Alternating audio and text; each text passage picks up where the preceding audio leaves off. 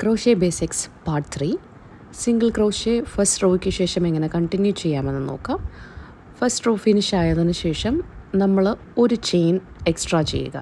ഒരു ചെയിൻ എന്ന് പറയുന്നത് ടേണിങ് ചെയിൻ ആയിട്ടാണ് നമ്മൾ കൺസിഡർ ചെയ്യുന്നത്, അതൊരു സ്റ്റിച്ചല്ല. എന്നിട്ട് നമ്മൾ വർക്ക് തിരിക്കുക. എന്നിട്ട് നമ്മുടെ ഓരോ സിംഗിൾ ക്രോഷ്യ, ഇപ്പോൾ നമ്മൾ മുകളിൽ നിന്ന് നോക്കുമ്പോൾ ഈ കാണുന്ന ഒരു വി ഷേപ്പ് ഉണ്ടല്ലോ, അതാണ് നമ്മുടെ ഓരോ സിംഗിൾ ക്രോഷ്യ സ്റ്റിച്ചസ് ഫസ്റ്റ് റോയിലെ. എന്നിട്ട് ആ വി ഷേപ്പ് പോലെ കാണുന്ന ആ ഒരു ഗ്യാപ്പ് ഉണ്ടല്ലോ, അവിടെ വേണം നമ്മൾ ഹുക്ക് ഇൻസേർട്ട് ചെയ്യാൻ. എന്നിട്ട് സിംഗിൾ ക്രോഷ്യ യൂഷ്വലി ചെയ്യുന്നത് പോലെ pull up A loop, yarn over, then pull through the 2 loops. അങ്ങനെ നമ്മൾ ഈ നെക്സ്റ്റ് റോ കംപ്ലീറ്റ് അതുപോലെ ചെയ്യുക.